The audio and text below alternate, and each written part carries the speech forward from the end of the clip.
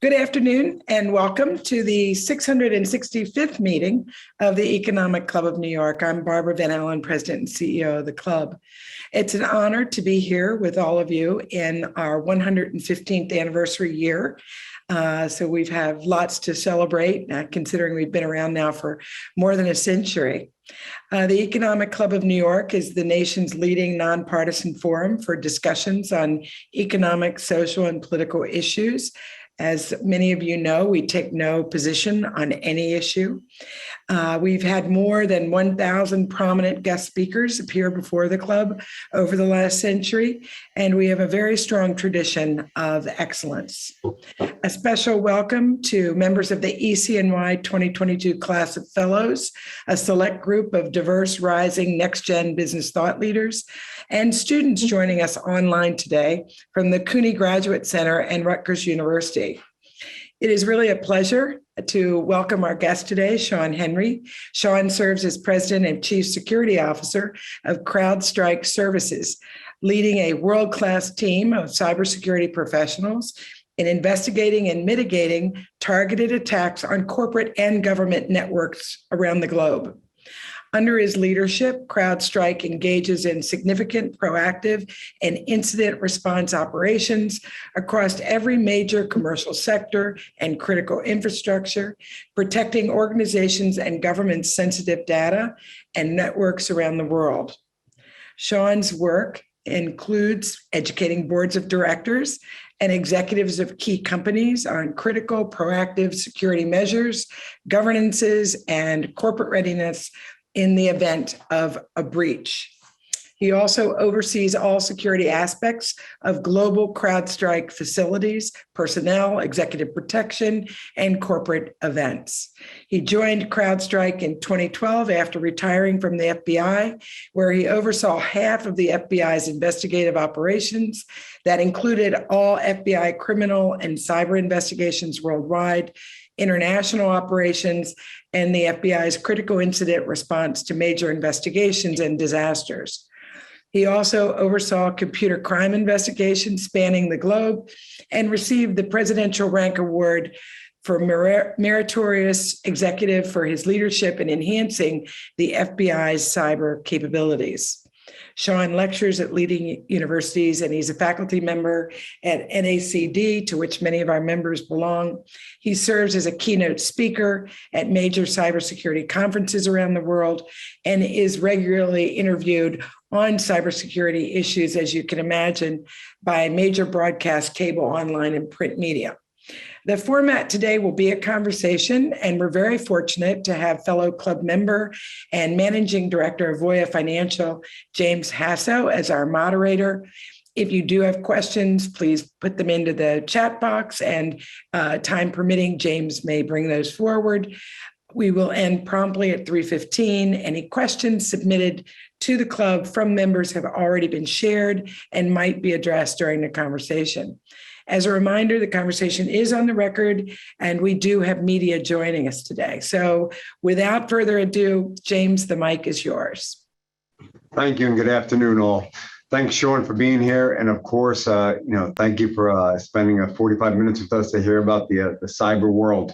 I think one of the opening comments we'd like to hear from you or your thoughts on is the emerging cyber threats that are occurring both here and globally, and how they're influencing decision-making from the government level to the corporate level, and kind of set the stage there, and we'll go from there. Well, thanks, James, and thanks, Barbara and the ECNY. I really appreciate the opportunity to be here, talk about something that is really important to me, because I really see it as a significant threat, and in some cases an existential threat, where nation states, organized crime groups, hacktivist groups, terrorists are utilizing the cyber threat vector as another way to achieve their objectives. So, James, when you ask about the emerging threats, this really, what we're seeing is built on more than 20 years of expertise that different threat actors have developed. And, I mentioned a couple of the groups. Probably the two most significant are nation state adversaries and organized crime groups. From a nation state perspective, we've got what we call the Big Four, although there are dozens of countries that have very specific electronic espionage capabilities, but China, Russia, Iran, and North Korea are the four that are the most prolific, the most active, and the most capable. We see these nations targeting other countries for a variety of reasons, as you might imagine. And some of the topics that ECNY talks about, global issues, geopolitical issues, social issues, these actors are using the cyber vector as a way to amplify their voice, a way to change people's minds on certain things, to exfiltrate very sensitive intellectual property, which they then utilize for their home nations to make them more competitive on the global stage. And what we're seeing really in the last couple of years are disruptive and destructive attacks. So we're seeing nation states launching these types of attacks. I'll talk about them in a minute. Disruptive attacks are probably the best example is ransomware. And everybody that's on this meeting has heard about ransomware attacks, which have crippled major companies and cities around the world, municipalities that have been shut down for days or weeks, or in some cases, months, whole portions of the city shut down because an adversary launched malware that encrypted the data residing on the target network. And unless you were to pay $1 million, $5 million, $30 million, we've seen some ransom payments, you don't get access back to your data because you're not able to decrypt the data. And those types of attacks, called disruptive for obvious reasons, but really are utilized to gain revenue for these organized crime groups. Nation states have used them as well. We've seen North Korea utilize ransomware to raise money because of global sanctions. They've launched ransomware attacks, other types of attacks, and have acted almost as organized crime groups have, with a very clear financial motivation. They are looking to generate revenue, and they're using this attack vector because it's easy to do, it scales very easily. In many cases, it can be done in a somewhat anonymous way. There's certainly at least an arm's length capability to remove yourself from the target of law enforcement or other nations. You're able to hide your activity oftentimes. So those types of attacks, these disruptive attacks, are a major issue. The last piece I'll mention, James, is the destructive attacks. And I mentioned that nation states have utilized destructive attacks. We've seen 3 foreign governments that have launched destructive attacks inside the United States against the commercial sector. And when I say destructive, I'm talking about an electronic attack that actually physically alters hardware so that the hardware is rendered inoperable. So imagine desktops and laptops and servers where the data might be destroyed or rendered inaccessible, but also the hardware is altered in such a way that you can't boot it, you can't start it up and utilize it. So in order to reconstitute your environment, you actually have to bring in new pieces of hardware and rebuild the physical infrastructure. So Iran, North Korea, and Russia have all launched destructive attacks against the commercial sector inside the United States. That to me is a major concern when I'm thinking about emerging threats, where things are headed, and what the potential significant implications might be, not just on companies, but on society as we know it. If you think about a destructive attack against critical infrastructure, for example, against the electric power grid, we've seen Russia as part of the Ukraine war, launching destructive attacks against critical infrastructure, turning the lights off, really turning the lights off. And that is a major concern for Americans. It should be. The Department of Homeland Security has put out just recently in the past few weeks, alerting to the United States, to critical infrastructure, saying, put your shields up, because there is a concern that Russia might strike with a destructive attack or a disruptive attack inside the boundaries of the United States, perhaps to compensate for economic sanctions.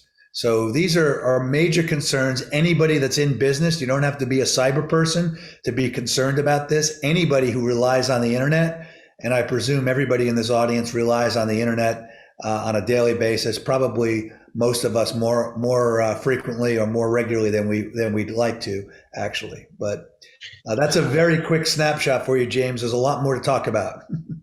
Well, just building on that, as we look at Ukraine and Russia, China and Taiwan, you mentioned North Korea, Iran, et cetera.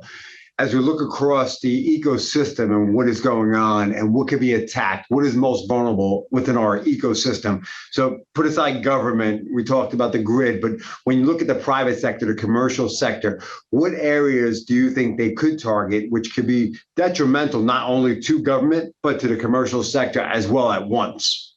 Yeah, well, when I think when you're thinking from a security perspective, right? So I'm focused. I was focused in the FBI on investigations to try and identify who would launch these types of attacks or who did launch these types of attacks.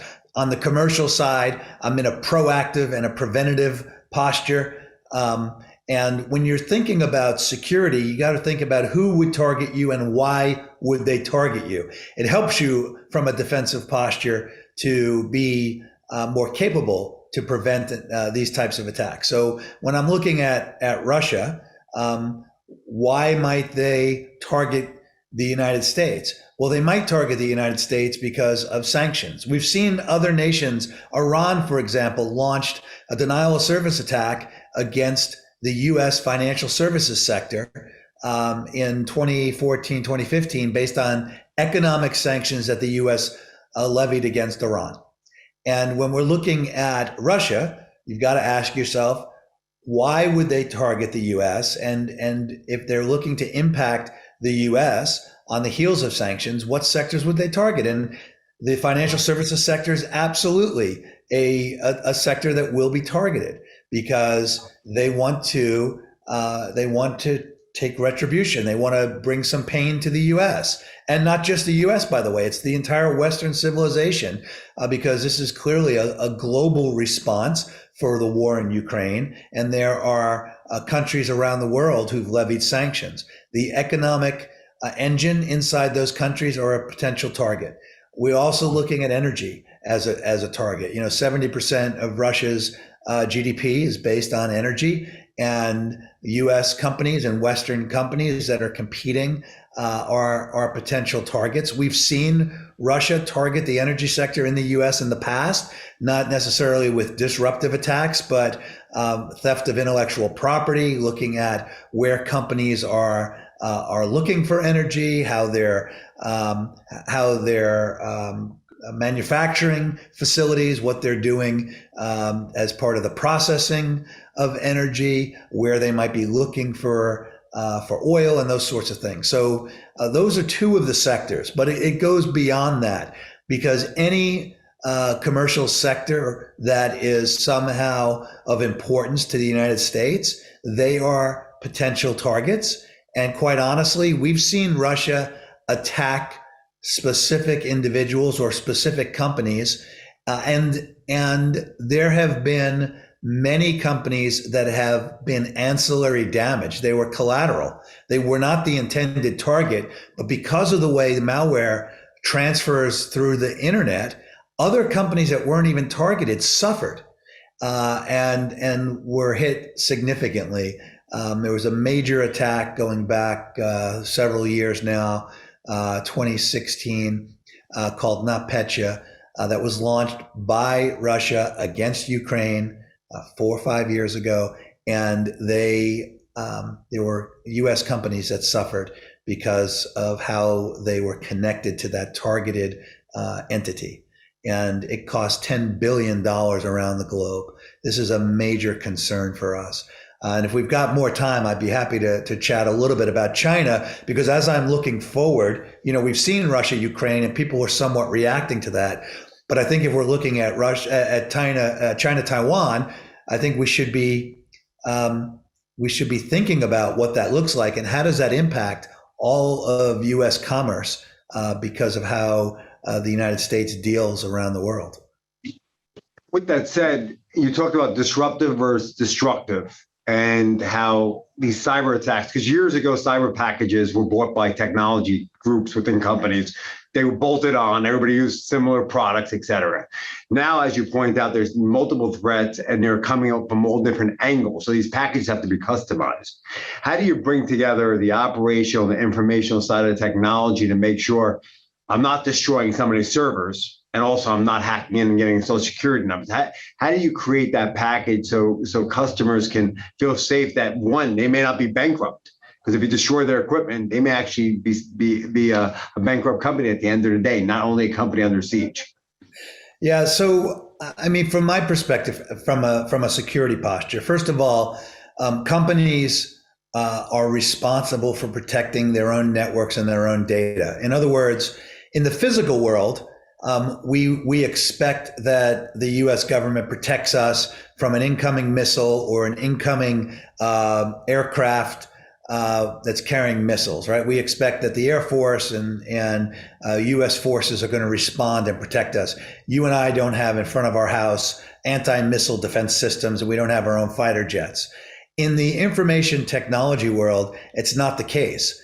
The fact of the matter is the U.S. is not putting NSA into the ISPs to filter out all the malicious traffic, which means that every company is going to be responsible for protecting themselves. What that means is you've got to have the right technology and the right capabilities. And I think U.S. companies are starting to get that. I think boards of directors are starting to invest. They recognize the risk. They recognize from a financial perspective, from an operational perspective. So companies are investing in technology. From my perspective, it's about being proactive. The malware is changing on a daily basis, and you can't, from a preventative perspective, you can't put in signatures to try and block every piece of known malware, because every piece of known malware today is wonderful, but tomorrow there will be 50 new pieces of malware, and the day after that, and the day after that.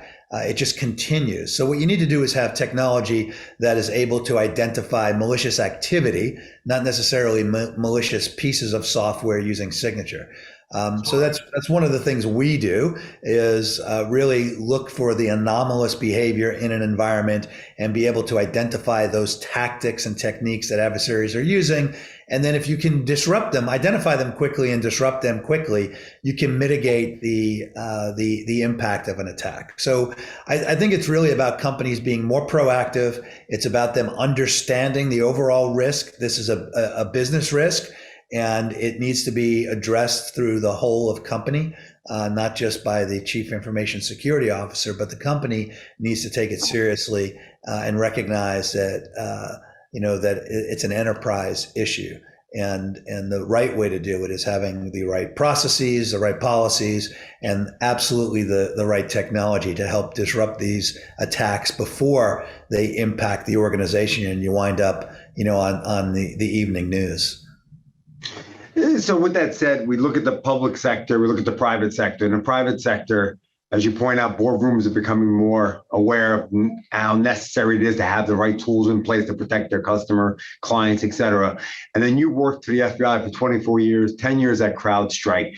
Now, when you compare, contrast public, and private, and we look at the government systems and how they have built out their cyber security protocols, where do you think we are, the government versus the private sector? Ahead, behind? Do we need to advance much quicker?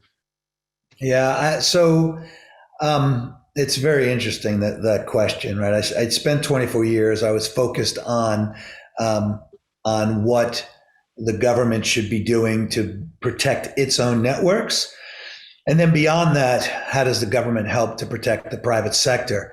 I think I came to the realization 10 years ago that the public sector, the government, was not going to be able to protect the private sector with the degree of protection required. In other words, the government doesn't have, in many cases, the capacity, the capabilities, or the authorities to protect the private sector the way it needs to be protected.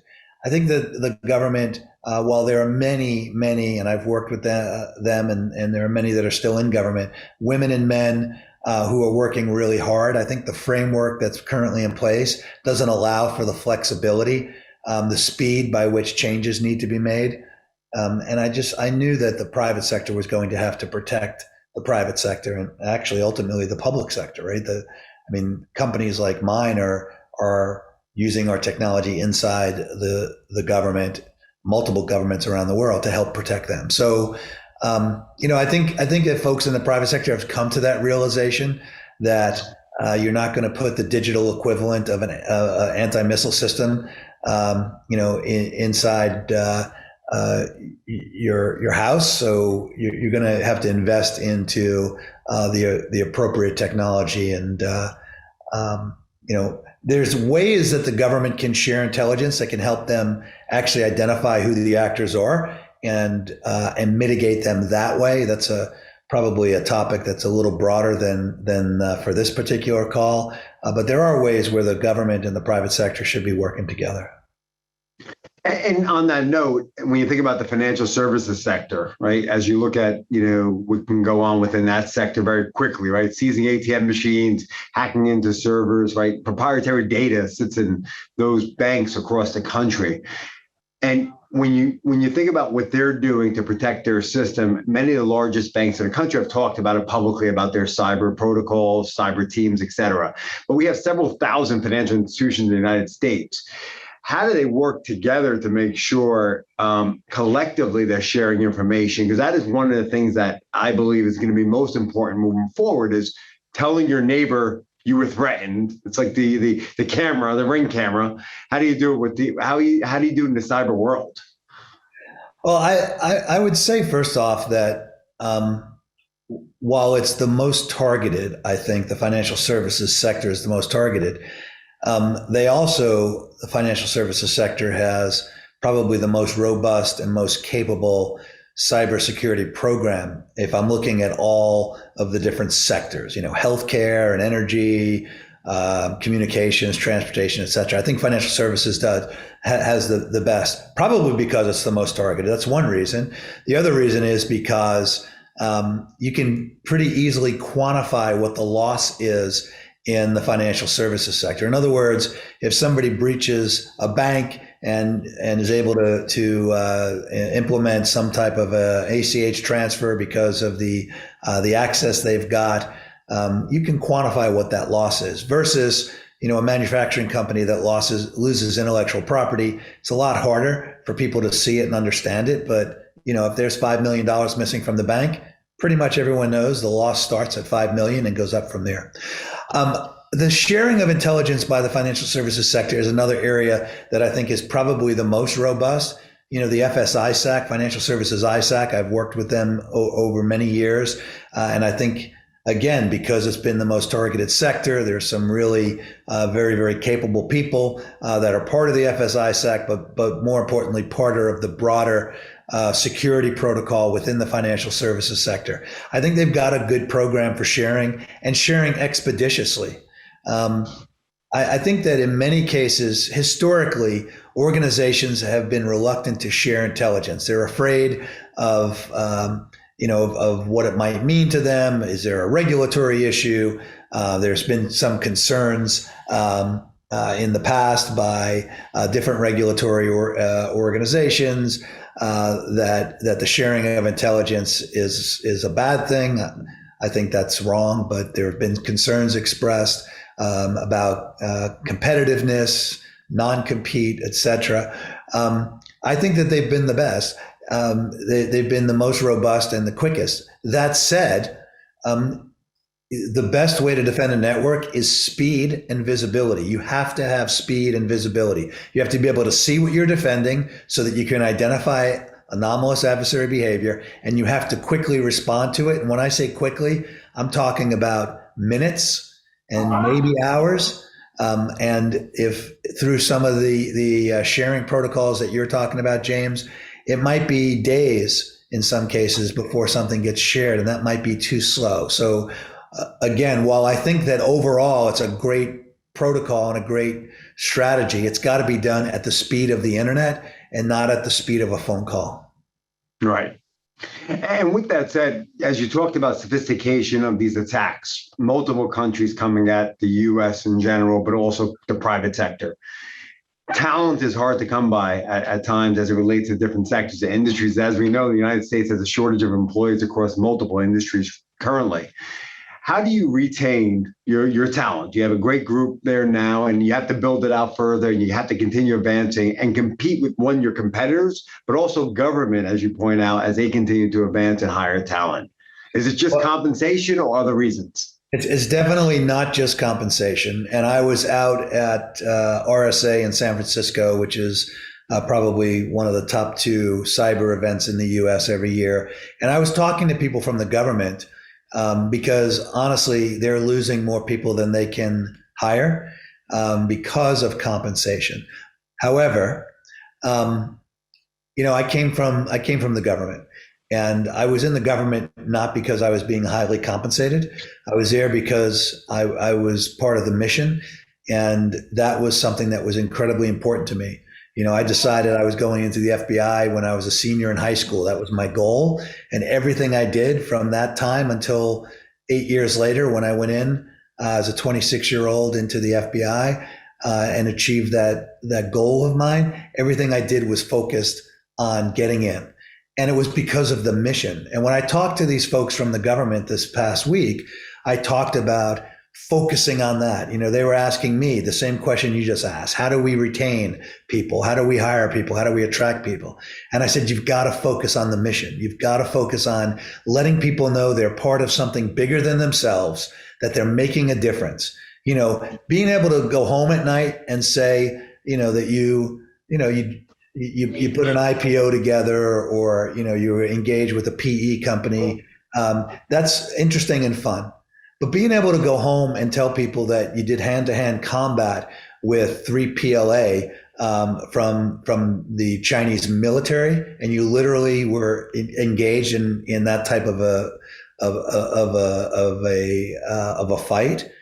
There's something noble about that you helped to protect the water system. You helped to save lives in some cases. And I know people, because of their commitment to the mission, that they have saved lives. So that's a huge protocol for the government to follow. It's what we follow every day. I mean, we are competing major companies that are looking to hire my folks, but we hang our hat on the mission that you're standing on the line between good and evil. You're protecting people. If you fail in your mission, bad things are going to happen to good people. And that's a really, really important issue. So, compensation is an important component, but it is not the sole component. And I would say it's actually not even the primary component. It's in the top 3, but it's not the biggest component, honestly, for most people. Well, it is interesting you point that out about protecting and serving, right? Because in reality, people in your business today and in government who do this every day are basically potentially saving lives, to a certain degree. So with that said, I guess when you think about moving forward again, the average American now has an iPad, iPhone, et cetera. The protection of those goods and devices, how do you think the ecosystem can handle making sure your home is protected as well as your corporation? Because now everything's shared within your TV, within your database at home, you share your computers, et cetera. Yeah. So I want to answer that question, but I want to go back to make a final point, because on your last question, I think it's really important. When you talked about the thousands of financial institutions, and I know folks here are engaged in this sector, the big banks, you think about all of the major financial institutions, the ones that are generating billions of dollars a year, them investing hundreds of millions of dollars in many cases into information security, in the scheme of things, is not such a big deal. When I think about these small, medium-sized banks around the country, it is a big deal. And when you combine that with what it takes to hire people, to run the technology, to manage the technology, to stay up to speed on the emerging threats and the risks, these small institutions, they are absolutely still a major target, but they don't have the resources to do it.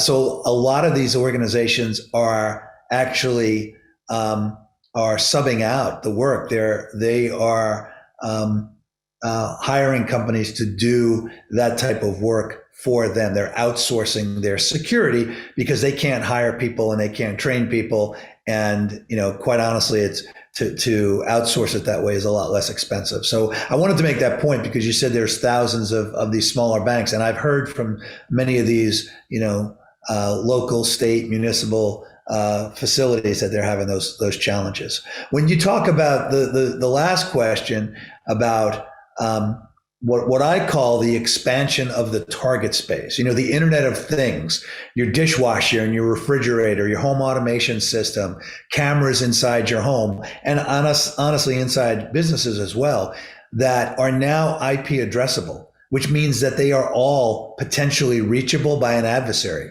When I was growing up, I didn't have my dishwasher connected to the internet. I still don't, honestly, between us, but a lot of people do. And all of those devices are a potential ingress by an adversary, which means that there needs to be security protocols, both at the network layer and also at the application layer, at the device layer. And if you don't have those protocols in place, you are vulnerable and you are potentially susceptible.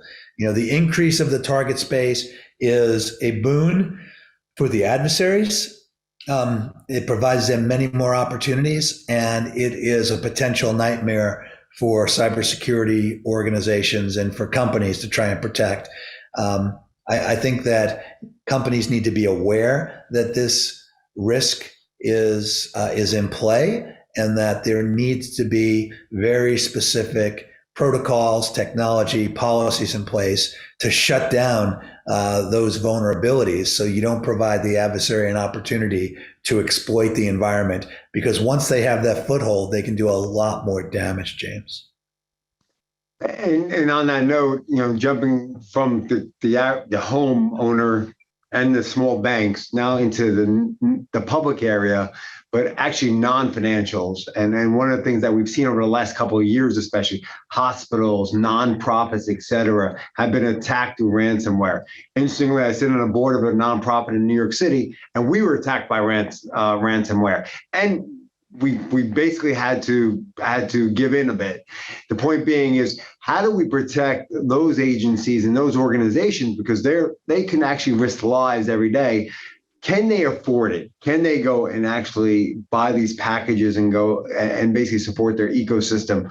Or is it they do have to bring it in-house eventually?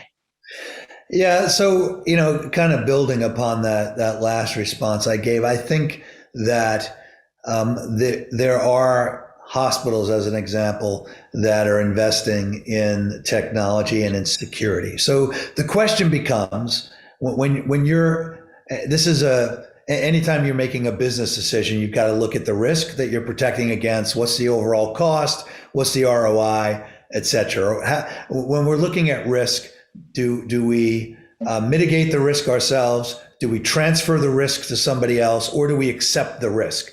That's part of every business calculation. It should be a part of every business calculation. So when companies are looking at this, they have to decide, do we buy technology that we manage and that we're responsible for, that we've got to upkeep, maintain, et cetera, or do we outsource this and transfer the risk to somebody else, or do we just not do anything at all? I think the last choice is unacceptable. I think anybody that's looking at what's happened, where whole companies have been shut down, hospitals and cities for weeks. The city of Atlanta, I'm not talking about little tiny cities, city of Atlanta, city of Baltimore, whole portions of their constituency services were shut down, where people couldn't, the judicial system or the licensing system. So accepting the risk is unacceptable, in my opinion. So therefore, you decide, do we bring it in-house or do we outsource it? I think that for many organizations, outsourcing is the right way to do it. We outsource lots of things, right? We don't, banks don't have their own plumbers on duty, that work, or their own electricians. They're hiring people typically to come in to do jobs as they come up. They hire outside counsel who are experts in certain areas. They don't maintain expertise in every area of the law. They hire people to address those things. I think with cybersecurity, now that the risk is so high that it makes sense for companies to be thinking about that, because you're hiring people who have expertise. They've got the best technology. They've got the experience dealing with nation states all day, every day. Even if folks in a bank, for example, have some level of expertise, they're not dealing with Russia and China and North Korea day to day to day. Maybe it's a couple times a year. You can't stay on top of all of the capabilities, the tactics and techniques that those adversaries are using and be effective. So I think it's a decision every company needs to be thinking about. I think there are lots of options out there. And again, for most organizations, or many, I would say, that's a reasonable solution, and it will resonate with investors. It'll resonate with the insurance company. It certainly will resonate with the board of directors. Shawn, I'm just curious, from your years at the FBI, again, now CrowdStrike, I think one of the things you brought to CrowdStrike is your expertise from the FBI, right? Dealing firsthand with these threats that were hitting government institutions, the government in general. Do you think, when you look back, I guess the 10 years at CrowdStrike versus 24 years at the FBI, what is, I guess, one of the situations you were in that you can share? I mean, as where it was from A to Z, you had the problem and you remedied it. And no names, of course, whatever you could share would be helpful, just kind of your experience of how it began and how it ended.